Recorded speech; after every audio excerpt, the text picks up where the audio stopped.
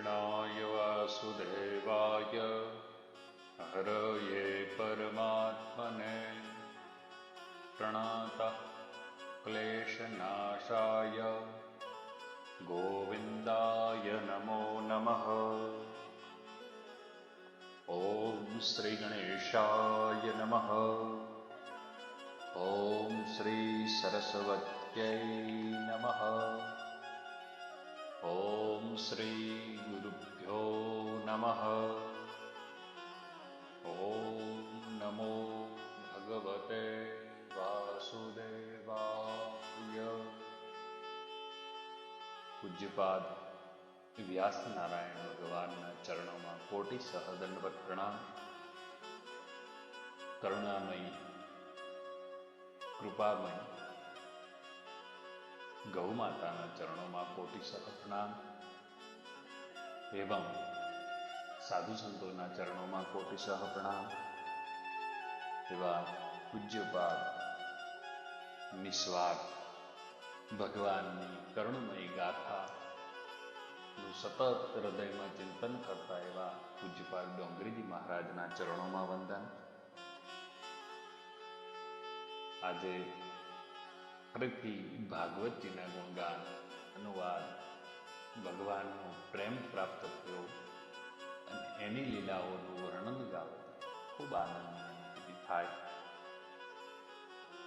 કે ભગવાનની કૃપાથી એવા ગુણાનુવાદ કરવાનો આજે અવસર મળ્યો છે। પ્રત્યેક અધ્યાય અને એ પણ પૂજ્યપાદ ડોંગરીજી મહારાજના વર્ણન સાથે એક એક શબ્દ સહ પૂજ્યપાદ ડોંગરીજી મહારાજનું એક કથા કરતી જે પણ એમણે ભગવાન ગુણગાન ગાયા છે એ ગુણગાન ગાવાનો આજે ફરીથી અવસર મળ્યો છે।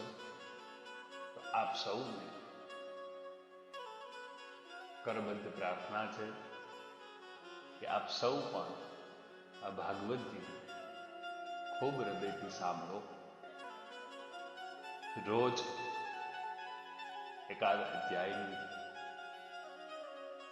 કે 2 અધ્યાય હોય કે 3 અધ્યાય હોય આવું જે પૂજ્યપાદ ડોંગરીજી મહારાજે જે વર્ણન કરેલું છે એ કરુણામય ભગવાન કૃષ્ણના ગુણાનુવાદ કરીશું। તો આપ સૌ યુટ્યુબના માધ્યમથી આપ સૌ જોડાયેલા રહેશો અને આ જે પણ અનુવાદ છે ભગવાનની જે ગુણગાન ગાથા છે આપ સૌ નિહાળતા રહેશો। એવા આપ સૌના હૃદયમાં બિરાજમાન ભગવાન કૃષ્ણને સાષ્ટાંગ દંડવત પ્રણામ કરી માતા પિતાના ચરણોમાં કોટિસહ પ્રણામ કરી હૃદયમાં રહેનાર વ્યક્તિઓને પણ હૃદયથી યાદ કરી અને આજે ભાગવતજીની શરૂઆત કરીએ છીએ। આવો તો સૌ સાથે મળીને ભગવાનના ગુણગાન ગાઈએ। સચ્ચિદાનંદ રૂપાય વિશ્વોત્પત્યાદિ હેતવે તાપત્રય વિનાશાય શ્રી કૃષ્ણાય વયમ નમઃ।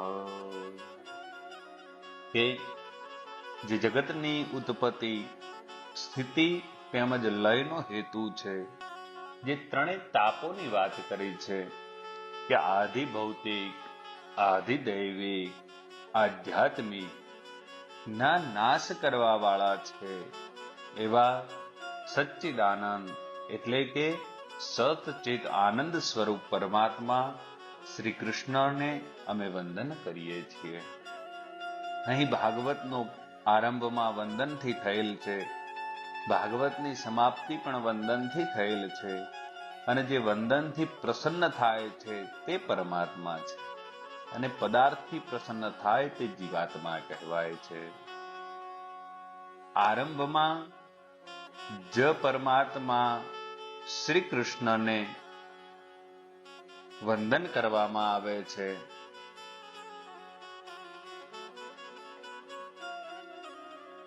પરમાત્માને વંદન કરવાથી પાપ અને તાપનો નાશ થાય છે.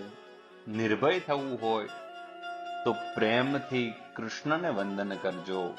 પરમાત્માના દયાના સાગરને વંદન કરજો. વંદન કેવળ વાણીથી કે શરીરથી નહીં, પણ હૃદયથી કરજો. હૃદયથી વંદન કરવાથી પરમાત્મા સાથે બ્રહ્મ સંબંધ થાય છે. તમે કોઈ પણ કાર્ય કરવા માટે ઘરની બહાર નીકળો ત્યારે પરમાત્માને વંદન કરીને નીકળજો. વંદન કરવાથી જીવનો પરમાત્મા સાથે સંબંધ થાય છે. પરમાત્મા આપણને ખોટા કામ કરતા અટકાવશે. કોઈ પણ કામ કરતા પહેલા પરમાત્માના ચરણોમાં વંદન કરો. વંદન કરનારને પરમાત્મા શક્તિ બુદ્ધિ આપે છે. પરમાત્માની શક્તિ બુદ્ધિ મળે છે, તેની કદી હાર થતી નથી. માનવની હાર કેમ થાય છે? પ્રશ્ન છે, કેમ હાર થાય છે? કે તેને પોતાની બુદ્ધિમાં બહુ વિશ્વાસ છે. માનવની બુદ્ધિ શક્તિ કઈ કામ આવતી નથી. પરમાત્માની શક્તિથી જ સફળતા મળે છે. પરમાત્માએ આપણા ઉપર ઘણા ઉપકારો કર્યા છે. તેમણે આપણને જોવા માટે આંખ, બોલવા માટે, ચાખવા માટે જીભ, સાંભળવા માટે કાન, ચાલવા માટે પગ અને વિચારવા માટે મન આપ્યું છે. પરમાત્માના આ ઉપકારોને યાદ કરી તેમને કહો, હે દીન દયાળુ, હું તારો સદાય ઋણી છું. આવી ભાવના સાથે વંદન કરો. આવી રીતે ભગવાનને યાદ કરો, આવી રીતે વંદન કરો તો ભગવાન અત્યંત પ્રસન્ન થાય છે. જેમ કે આપણે શ્લોક જોયો કે સચ્ચિદાનંદ રૂપાય, તો કે શું? કે શાસ્ત્રમાં પરમાત્માના 3 સ્વરૂપ વર્ણવવામાં આવ્યા છે: સત, ચિત અને આનંદ. સત પ્રગટ રૂપે સર્વત્ર વ્યાપેલ છે, જ્યારે ચિત્ત એટલે કે જ્ઞાન અને આનંદ અપ્રગટ રૂપે દર્શાવે છે. જડ વસ્તુઓ સત અને ચિત્ત છે, પણ આનંદ નથી. જીવનમાં સત અને ચિત્ત પ્રગટ રૂપે છે, પરંતુ આનંદ અપ્રગટ રૂપે છે, અવ્યક્ત ગુપ્ત રૂપે છે. આનંદ પોતાનામાં જ છે, છતાં જીવ આનંદ શોધે છે. બહાર સ્ત્રીના શરીરમાં, ધનમાં અને જડ પદાર્થમાં, આદિમાં આનંદરૂપ પરમાત્મા અંદર છે. તેમાં એક રૂપ બનો તો આનંદ જ આનંદ મળે. અને જે આનંદને કેવી રીતે પ્રગટ કરવો એ ભાગવત શાસ્ત્ર બતાવશે. દૂધમાં માખણ રહેલું છે, છતાં તે દેખાઈ આવતું નથી, પરંતુ તેનું દહીં બનાવી છાશ કરી મંથન કરવાથી માણસ દેખાઈ આવે છે. આ રીતે જીવે મનોમંથન કરી એ આનંદને પ્રગટ કરવાનો છે. જેમાં કહેવાય ને કે દૂધમાં માખણ છે, છતાં તેનો અનુભવ થતો નથી, તેમ પરમાત્મા સર્વત્ર છે, પણ તેનો અનુભવ ક્યારેય કરી શકતા નથી. કારણ કે આપણે એક પામર મનુષ્ય છીએ. પરમાત્મામાં સતચિત આનંદ પરિપૂર્ણ છે. પરમાત્મા પરિપૂર્ણ સદ્રૂપ, ચિદ્રૂપ અને આનંદરૂપ છે. જગતનો દરેક પદાર્થ પરિણામમાં વિનાશી હોવાથી પરિપૂર્ણ થઈ શકતો નથી. જ્યારે સત નિત્ય છે, ચિત્ત એ જ્ઞાન છે. મનુષ્યમાં જ્ઞાન આવે છે, પણ એ ટકતું નથી. શ્રી કૃષ્ણ પરિપૂર્ણ જ્ઞાની છે, જેનું જ્ઞાન હંમેશ ટકે છે. તેને આનંદ મળે છે. તે આનંદ રૂપ છે. જો જીવને આનંદરૂપ થવું હોય તો તેને સતચિત આનંદનો આશ્રય જોઈએ. પરમાત્મા પરિપૂર્ણ સતરૂપ, પરિપૂર્ણ ચિત્તરૂપ, પરિપૂર્ણ આનંદરૂપ છે. જીવ જ્યાં સુધી પરિપૂર્ણ બનતો નથી, ત્યાં સુધી તેને શાંતિ મળતી નથી. ખરેખર જીવ પરમાત્માને ઓળખવાનો પ્રયત્ન કરતો નથી, જેથી તેને આનંદ મળતો નથી. માનવ શરીરમાં જે પરમાત્માના દર્શન કરે છે તેને શાંતિ અને આનંદ મળે છે. શાંતિ આનંદ મળવાથી મન શુદ્ધ થાય છે. મનને શુદ્ધ રાખવું હોય તો શરીરને જોશો નહીં, પણ શરીરમાં બિરાજેલા પરમાત્માને જોવાની ટેવ પાડો તો તમારું મન બગડશે નહીં. જગત બગડ્યું નથી, મન બગડ્યું છે. પરમાત્માના દર્શન સર્વકાળ કરો. પ્રત્યેક માનવ શરીરમાં પરમાત્માના દર્શન કરો. પશુ પક્ષીમાં પણ પરમાત્મા બિરાજમાન છે. દેહ બધાના જુદા જુદા છે, પણ પ્રત્યેક દેહમાં પરમાત્મા એક જ છે. શરીર અનેક છે, અનેક શરીરમાં પરમાત્મા એક જ છે. આમ વિચારતા તમને આનંદ મળશે. આનંદના મુખ્ય બે પ્રકાર ગણવામાં આવ્યા છે કે સાધનજન્ય આનંદ અને સ્વયં સિદ્ધ આનંદ. સાધન એટલે વિષય. સાધન કે વિષયોનો નાશ થતા સાધનજન્ય આનંદનો નાશ થશે. યોગીઓ પાસે કંઈ હોતું નથી, તેમ છતાં તેઓને આનંદ છે. આ બતાવે છે કે આનંદ અંદર સ્વયં સિદ્ધ વસ્તુ છે. આ કોઈ વસ્તુ નથી કે જે સ્વયં સિદ્ધ હોય. આ તો આનંદ એ સ્વયં સિદ્ધ છે.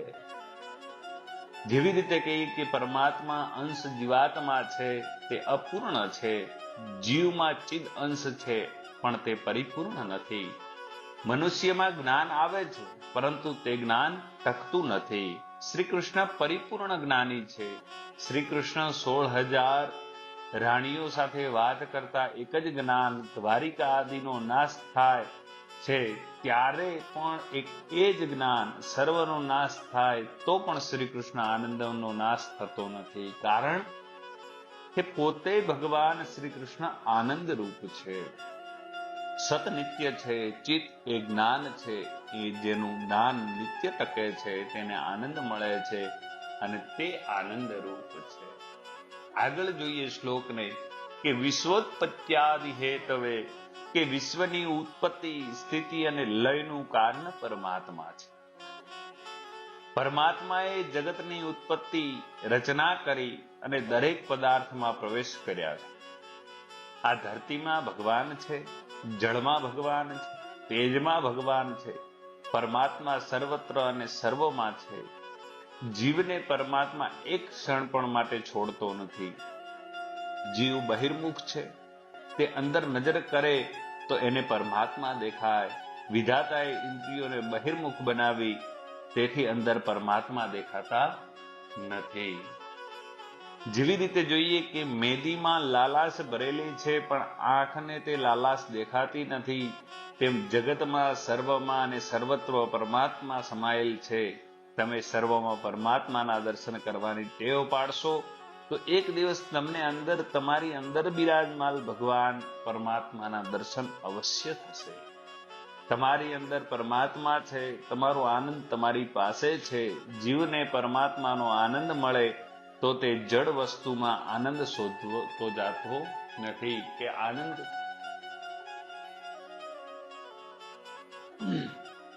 મનુષ્ય પોતાના સ્વરૂપમાં સ્થિતિ જ નથી, એટલે તેને આનંદ મળતો નથી. પરમાત્મા સંહારને પણ પોતાની લીલા માને છે. ઉત્પત્તિ સ્થિતિ અને લય એ પરમાત્માની લીલા છે. સંસારના દરેક પદાર્થ પરિણામમાં વિનાશી હોવાથી પરિપૂર્ણ થઈ શકતા નથી. પરિપૂર્ણ સ્વરૂપ એ ભગવાન નારાયણને છે અને નારાયણને ઓળખે અને તેની સાથે મનને તદાકાર બનાવે, તેનું મન નારાયણ સાથે એક બને, તે જીવાત્મા નારાયણ રૂપ બની પરિપૂર્ણ થાય. ત્યારે જીવનું જીવન સફળ થાય છે. જીવ જ્યાં સુધી અપૂર્ણ છે ત્યાં સુધી એને શાંતિ મળતી નથી. જીવ પરમાત્માને મળે છે, અપરોક્ષ સાક્ષાત્કાર કરે છે, ત્યારે તે પૂર્ણ થાય છે. પરમાત્મા વિના કંઈ નથી, પરમાત્મા જ બધું છે. હું પણ પરમાત્માથી અલગ નથી, એ પરમાત્માનો અપરોક્ષ સાક્ષાત્કાર છે. તે પરમાત્માનો સર્વમાં અનુભવ કરતો કરતો જે એક રૂપ બને છે, તે જ પરમાત્માનો પરિપૂર્ણ સ્વરૂપ જાણી શકે છે. તે અપરોક્ષ સાક્ષાત્કાર છે. પરમાત્મા વિના સર્વ સંસાર અપૂર્ણ છે. જીવ અપૂર્ણ છે. એટલે તેને શાંતિ કે આનંદ મળતા નથી. નારાયણ પરિપૂર્ણ છે. સાચી વાત કે સાચી શાંતિ નારાયણમાં છે. નર નારાયણનો અંશ છે, એટલે નર નારાયણમાં સમાઈ જવા માંગે છે. નારાયણને ઓળખવાનું અને નારાયણની લીલાનું થવાનું સાધન એક ભાગવત શાસ્ત્ર છે. ભાગવતના પ્રધાન વક્તા આદિ નારાયણ છે. સૃષ્ટિના આરંભમાં પરમાત્માએ આ બધી કથા બ્રહ્માજીને સંભળાવેલ છે. બ્રહ્માજીએ તે કથા નારદજીને સંભળાવેલ. નારદજીએ એ કથા મહર્ષિ વેદવ્યાસને સંભળાવેલ છે અને એ જ કથા વ્યાસજીએ સુખદેવજીને સંભળાવેલ છે અને સુખદેવજીએ આ કથા રાજા પરીક્ષિતને કહેલ છે. પરમાત્માએ કૃપા કરી પોતાના દર્શન સાક્ષાત્કાર માટે સરળ સુગમ સાધન બનાવ્યું અને તેને ભાગવત કહેવામાં આવ્યું છે. આપણે બધા તો ભાગવતને સમજી પણ શકતા નથી. અલ્પમતીના માણસો કેવી રીતે સમજી શકીએ આપણે તો? પણ છતાં પરમાત્માના દર્શન સાક્ષાત્કાર માટે વેદમાં, ઉપનિષદમાં, ગીતામાં અનેક સાધનો ઉપાયો બતાવ્યા છે. તે બધા સારા છે. વ્યાસજીને લાગ્યું કે ઉપનિષદમાં, બ્રહ્મસૂત્રમાં કે ગીતામાં જે માર્ગદર્શન આપ્યું છે તે કળિયુગમાં ઘણું ઉપયોગી થશે નહીં. ઉપનિષદમાં પરમાત્માના દર્શન સાક્ષાત્કાર માટે સર્વનો ત્યાગ લખ્યું છે. ગીતામાં કર્મ માર્ગ, જ્ઞાન માર્ગ અને ભક્તિ માર્ગ બતાવ્યો છે. પ્રવૃત્તિમાં રાગ દ્વેષ રહેલ છે, વિકાર વાસના મમતા રહેલ છે, સમભાવ રહેતો નથી. આ સારો, આ નઠારો, આ ગરીબ, આ શ્રીમંત, આ કુલીન, આ અકુલીન, પ્રવૃત્તિમાં જાણે અજાણે વિષમતા રહે છે અને જ્યાં વિષમતા હોય ત્યાં સમતા આવી શકતી નથી. ત્યાં મમતા આવે છે અને પ્રવૃત્તિમાં રહેલા પરમાત્માનો સાક્ષાત્કાર થતો નથી. ઉપનિષદ કહે છે કે પરમાત્મા માટે સર્વનો ત્યાગ કરો. ત્યાગની વાતો કહેવી સરળ છે, પણ મનથી ત્યાગ કરવો કઠણ છે. અતિ વૈરાગ્ય વગર જ્ઞાન સફળ થતું નથી. જ્ઞાનનો ઉપાયો છે વૈરાગ્ય. એવો વૈરાગ્ય પ્રાપ્ત કરવો કઠણ છે. સુખદેવજીને એવો વૈરાગ્ય પ્રાપ્ત થયેલ કે જન્મતા જ તેઓએ વન તરફ પ્રયાણ કરેલ. તેમણે પોતાના પિતાએ કહેલ કે તમે પિતા નથી અને હું પુત્ર નથી. તેમણે પોતાના પિતાને પણ કહી દીધું છે કે તમે મારા પિતા નથી ને હું તમારો પુત્ર નથી. આવી જ રીતે વેદ પણ શું કહે છે કે વેદ પણ એ કહે છે કે વેદ પણ ત્યાગ કરવાનું કહે છે. શાસ્ત્ર બધું છોડવાનું કહે છે. ક્રોધ છોડો, લોભ છોડો, કામ છોડો, પરંતુ મનુષ્ય કંઈ છોડી શકતો નથી. કેટલાક તો કથામાં આવે તો પણ પાન સોપારી સાથે લઈને આવે છે. આજે તમે બધા બેઠેલા છો, આમાંથી કેટલા મનુષ્યોના ખીચામાં કાં તો પાન હશે, સોપારી હશે, કંઈ પણ હશે, જે ન ખાવાના ખાદ્ય પદાર્થો હશે, બહેનો પાસે પણ હશે. હવે તો એટલો સાંપ્રત સમય આવી ગયો કે આ સામે બેઠેલી માવડીઓ પણ કેટલી બધી એવું સાથે લઈને બેઠી હશે. તો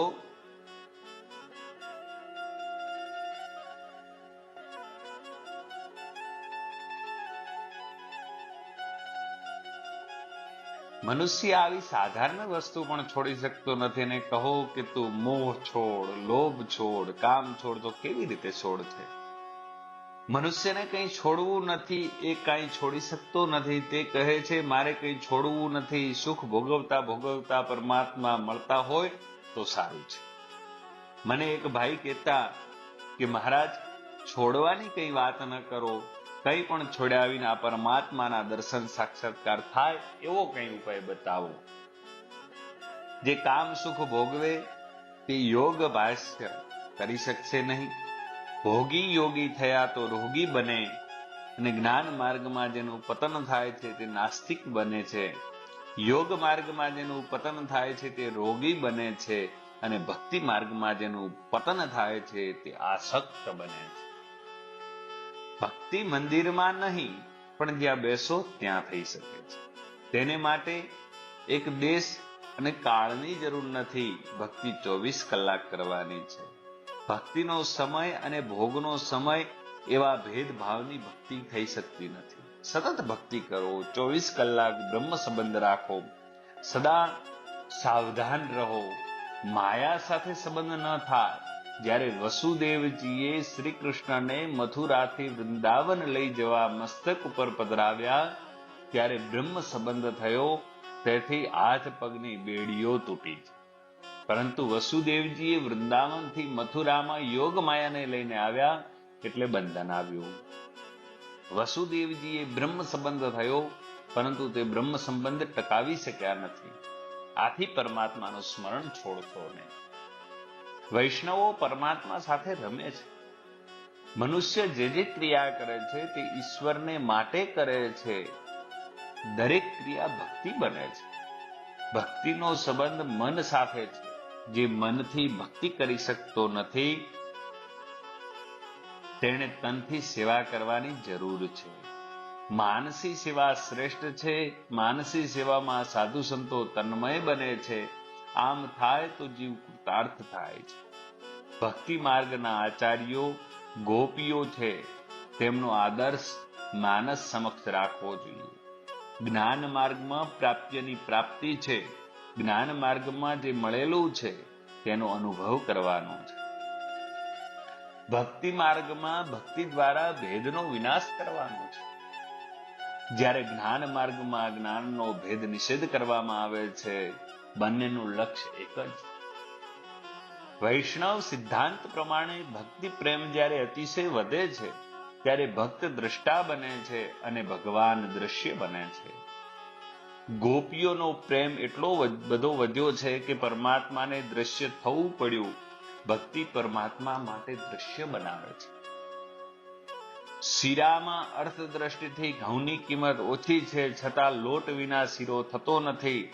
તત્વ દ્રષ્ટિથી વિચાર કરો તો તેની કિંમત ઘી જેટલી જ છે. શીરો કરવામાં ઘઉં ગોળ ઘીની સરખી જ જરૂર છે. આમ જ્ઞાન વૈરાગ્ય અને ભક્તિને સમાન છે. જીવનમાં એ ત્રણેયની જરૂર છે. 16 આની જ્ઞાન અને 16 આની વૈરાગ્ય આવે ત્યારે જીવનો જીવ ભાવ જાય છે. જ્ઞાન માર્ગ યોગ માર્ગથી પરમાત્મા આનંદનો જે અનુભવ થાય છે તે સહેજે ભક્તિથી પ્રાપ્ત થાય છે. જ્ઞાની અને યોગી જે બ્રહ્માનંદ પ્રાપ્ત થાય છે તે મનુષ્યને પ્રાપ્ત થાય છે. તે માટે ભાગવતની રચના કરવામાં આવી છે. આ બધા કારણોસર જ ભાગવતજીની રચના થઈ છે. કહેવાય ને કે તાપત્રય વિનાશાય શ્રી કૃષ્ણાય વયમ નમઃ. કે ત્રિવિધ આદિ ભૌતિક, આદિ દૈવિક, આધ્યાત્મિક ત્રણેય પ્રકારના તાપોને નાશ કરનાર પરમાત્મા શ્રી કૃષ્ણ અમે વંદન કરીએ છીએ. આદિ ભૌતિક, આદિ દૈવિક અને આધ્યાત્મિક આ ત્રણેય પ્રકારના તાપોને નાશ કરનાર ભગવાન શ્રી કૃષ્ણનું જે શરણ લે છે, જે જીવ પરમાત્મામાં થાય છે તે નિર્ભય બને છે. તત્વદ્રષ્ટિથી પરમાત્માનો સંબંધ સાચો સંબંધ છે. પરમાત્મા મારા છે, હું પરમાત્માનો છું એવું જે જાણે છે તે નિર્ભય બને છે. ભાગવત મનુષ્યને નિર્ભય બનાવે છે. નિર્ભયતા પરમાત્માના આશ્રય કરવાથી પ્રાપ્ત થાય છે. ભીતિ વગર પ્રીતિ થતી નથી. કાળ મરણની ભીતિથી પરમાત્મામાં પ્રીતિ થાય છે. માટે ધર્મની કાળની ભીતિ રાખજો. મનુષ્ય હંમેશ આ જાતથી બીક રાખે તો તેનાથી પાપ થશે નહીં. કાળની ભીતિ સર્વ કામનાઓને નાશ કરે છે. ભક્તિમય પ્રેમમય જીવન ગાળે છે તે કાળ ઉપર વિજય પ્રાપ્ત કરે છે. પરમાત્મા સાથે પ્રેમ કરો એટલે કાળની બીક લાગશે નહીં. અહીં એકલા કૃષ્ણને નહીં, શ્રી કૃષ્ણને વંદન કર્યું છે. શ્રીનો અર્થ થાય રાધાજી. આ જગતનો આધાર કૃષ્ણ છે અને કૃષ્ણનો આધાર રાધા છે. શ્રી રાધાજીની કૃપા વિના આ જીવ શ્રી કૃષ્ણ પાસે જઈ શકે નહીં.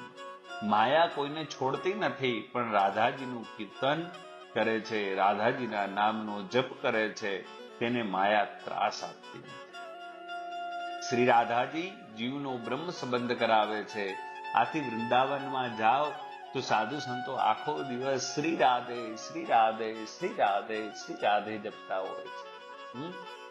આપણે વૃંદાવનમાં અહીંયાથી જઈએ ને તો કોઈ ત્યાં આપણને જય શ્રી કૃષ્ણ કહેવા વાળું ન મળે, પણ શું કહે? શ્રી રાધે શ્રી રાધે. પરમાત્માને હાથ જોડી મસ્તક નમાવવું જોઈએ. હાથને ક્રિયા શક્તિનું પ્રતીક છે. હાથ જોડવાનો હેતુ છે કે મારા હાથે હું સત્કર્મ કરીશ. મસ્તક નમાવવાનો હેતુ એ છે કે પરમાત્મા મેં મારી બુદ્ધિ શક્તિ તમને અર્પણ કરી છે, એટલે વંદન કરવું. ક્રિયા શક્તિ અને બુદ્ધિ શક્તિથી પરમાત્માને અર્પણ કરવું. પરમાત્માને વંદન કરવાથી પાપ તાપનો નાશ થાય છે. નિર્ભય થવું હોય તો પ્રેમથી શ્રી કૃષ્ણને વંદન કરજો, સદભાવથી વંદન કરજો. વંદન કેવળ શરીરથી નહીં પણ હૃદયથી કરજો. વંદન ખરા અંતકરણથી કરો, ભાવપૂર્વક વિચાર કરો.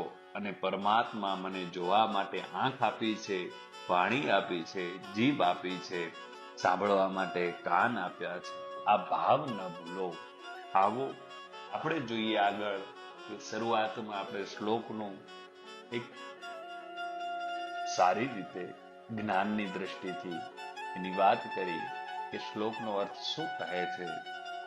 આગળ જોઈએ તો સર્વપ્રથમ વાત છે કે નૈમિષારણ્યમાં ઋષિ મુનિઓનું જ્ઞાન છે. નૈમિષારણ્ય નામનું એક સ્થાન છે અને સ્થાનની અંદર ઋષિ મુનિઓનું જ્ઞાન સત્રનો પ્રારંભ થયો છે. કે નૈમિષારણ્યમાં બ્રહ્મ સત્રનો આરંભ થયો છે. આ બ્રહ્મ સત્રમાં 88,000 ઋષિ મુનિઓ એકઠા થયા છે. તે વખતે ભગવદ ભક્તિ અને તત્વચિંતનની ચર્ચાઓ થાય છે. ત્યારે તેમની વચ્ચે સત્સંગ થયો. આ સભામાં સૂતજી પણ હાજર હતા. મુનિ શૌનક સૂતજી ને પૂછે છે, મુનિ શૌનક સૂતજીને પ્રશ્ન કરે છે કે હે સૂતજી, અમારા કાનને પરમાનંદ આપનાર તથા અજ્ઞાનનો નાશ કરનારી એવી શ્રેષ્ઠ કથા આપ અમને કહો, જેથી ભક્તિ, જ્ઞાન અને વૈરાગ્ય અને વિવેક વૃદ્ધિ થાય, તેમજ માયા અને મોહનો ત્યાગ થાય. આ ઘોર કળિયુગ આવતા દરેક જીવ આસુરી ભાવ પામ્યો છે, તો આ સંસારના દુઃખો દૂર કરવાનું અને સદા શ્રી કૃષ્ણની પ્રાપ્તિ કરાવનારું એક શ્રેષ્ઠ સાધન તમે અમને કહો. આવી વાત શૌનક મુનિઓએ સૂતજીને પ્રશ્ન કર્યો છે. અને ત્યારે એ જ પહેલો શ્લોક કે યમ પ્રવજન તમપેત કૃતિયમ દ્વૈપાયનો વિરહ કાતર આજુહાવ ઉતરે તે તન્મયતયા તરવો વિનેદો સ્તં સર્વભૂતહૃદયં મુનિમાનતોસ્મિ. ભાગવતજીના મહાત્મ્યના પહેલા અધ્યાયનો પહેલો શ્લોક છે કે જેની અંદર કહ્યું છે કે જેમને કોઈ પણ કર્મ કરવા રહ્યા ન હતા એવા સુખદેવજી એકલા જ ચાલી નીકળ્યા. ત્યારે વિરહની વ્યાકુળ થયે વ્યાસજીએ હે પુત્ર આમ ઊંચા સ્વરથી બોલ્યા હતા. તે સમયે સુખદેવજી મય થઈને વૃક્ષોએ ઉત્તર આપ્યો હતો કે તે સર્વ પ્રાણીઓના હૃદયમાં રહેલા સુખ મુનિને હું પ્રણામ કરું છું. આમ નૈમિષારણ્યમાં બ્રહ્મ સત્રનો આરંભ થયો છે. ત્યારે વ્યાખ્યાત સૂતજીએ સૌનકાદિ મુનિઓને કહ્યું છે કે આમ સૂતજીએ વંદન કરી આ કથાનો આરંભ કર્યો. તે સમયે સૌનકજી સૂતજીને કહે છે કે અમારે કથા સાંભળવી નથી, પણ કથાનો સાર સંભળાવો. અમને એવી કથા સંભળાવો કે અમારી શ્રી કૃષ્ણ પ્રત્યેની ભક્તિ દૃઢ થાય અને અમને શ્રી કૃષ્ણની પ્રાપ્તિ થાય. સૂતજી કહે છે કે કળિયુગના જીવોને કાળરૂપી સર્પોના મુખમાંથી છોડાવવા માટે જ શ્રી સુખદેવજીએ ભાગવત શાસ્ત્ર કહ્યું છે. પૂર્વજન્મનું પુણ્ય હોય તો ભાગવત શ્રવણનો લાભ મળે. આપ સૌ એટલા બધા પુણ્ય કર્મ તો ક્યાંક ને ક્યાંક કર્યું હશે કે જેને લઈ અને આપ સૌ આજે ભાગવત સાંભળવા માટે બેઠા છો. એવા વ્યક્તિઓ છે કે જે યુટ્યુબના માધ્યમથી આજે ભાગવત સાંભળે છે અને ભગવાન પરમાત્માને અહીંયા વ્યાસ નારાયણથી ભગવાન એટલી જ બે હાથ જોડીને પ્રાર્થના છે કે જે પણ કોઈ આનું શ્રવણ કરે છે એને પણ એ જ જે ભાગવતમય પુણ્યોના પ્રાપ્ત થાય અને ઉદિત થાય. કે સુખદેવજી એ પરીક્ષિતને કથા કહેવા માટે સભામાં બેઠા ત્યારે દેવો અમૃતનો કળશ રૂપી લઈને આવ્યા છે. અમૃત રૂપી કળશ લઈને આવ્યા છે. નહીં, સુખદેવજી પરીક્ષિતને જ્યારે કથા કહેવા માટે બેઠા ત્યારે દેવતાઓ બધા અમૃતનો કળશ લઈ અને ત્યાં આવ્યા હતા. તેઓ કહેવા લાગ્યા છે કે સ્વર્ગનું અમૃત છે, તેના બદલામાં અમને કથા આપો. તમે એના બદલામાં અમને કથા અમૃત આપો. વિચાર કરો, દેવતાઓ જે સ્વર્ગમાં રહે છે એ બધા દેવતાઓ પણ એ અમૃત લઈને આવ્યા અને એ અમૃત ના બદલામાં અમને કથા અમૃત આપો.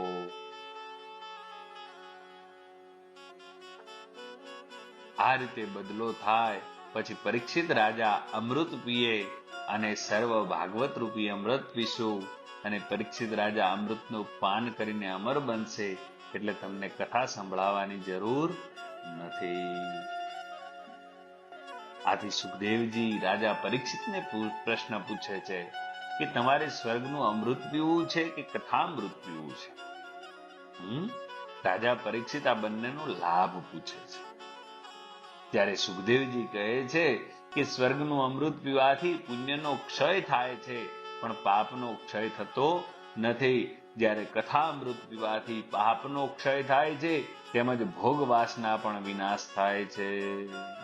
ત્યારે પરીક્ષિત કહે છે, મહારાજ, મારે સ્વર્ગનું અમૃત પીવું નથી, મારે તો કથા અમૃત પીવું છે. આમ ભાગવતની કથા દેવોને પણ દુર્લભ છે. ભાગવતના શ્રવણથી પરીક્ષિતનો 7 દિવસમાં મોક્ષ થયેલો જોઈ બ્રહ્માને પણ આશ્ચર્ય થયું હતું કે તેમણે સત્યલોકમાં કાંટો બાંધી અને સર્વ સાધનો તોડ્યા. તે વખતે બીજા સર્વ સાધનો હલકા થયા. જ્યારે ભાગવત પ્રમાણમાં ભારે થયું. કથા સાંભળી પરીક્ષિતને લેવા વિમાન આવ્યું હતું. પરીક્ષિત વિમાનમાં બેસી પરમાત્માના અમરધામમાં પહોંચ્યા હતા. પૂર્વે સનકાદિ મુનિઓએ ભાગવત નારદજીને કહ્યું હતું. જો કે નારદજીએ બ્રહ્માજી પાસેથી સાંભળ્યું હતું, પણ સપ્તાહ શ્રવણની વિધિ અને તેનો મહિમા સનતકુમારે કહ્યો હતો. અહીંયા આપણે જે પ્રથમ દિવસે શરૂઆત કરી ત્યારે કહ્યું કે જે પરમાત્માની કૃપાથી ડોંગરેજી મહારાજના માધ્યમથી આપણને જે ભાગવત મળ્યું છે અને એનું કરુણામય કૃપાથી આપ સૌ પણ અહીંયા શ્રોતાગણો જે પણ સાંભળી રહ્યા છો, આવો પ્રેમથી ભગવાનને શ્રી રાધે કરી અને ભગવાનના ચરણોમાં સમર્પિત કરીએ. આવતીકાલે સવારે પ્રાતઃ ફરીથી આપ સૌ સાથે મળી અને આગળનું ગુણાનુવાદન કરીશું. આ ભાગવત એવી રીતે છે કે જેનો અક્ષરશઃ માત્ર અધ્યાયો માત્ર જ્ઞાન થાય, જેને લઈ અને પરમાત્મા વિશિષ્ટ કૃપા પ્રાપ્તિ કરે એવી ભાવથી આજનું સત્સંગ ભગવાન શ્રી કૃષ્ણના ચરણોમાં સમર્પિત કરીએ. જય શ્રી કૃષ્ણ. રાધે રાધે.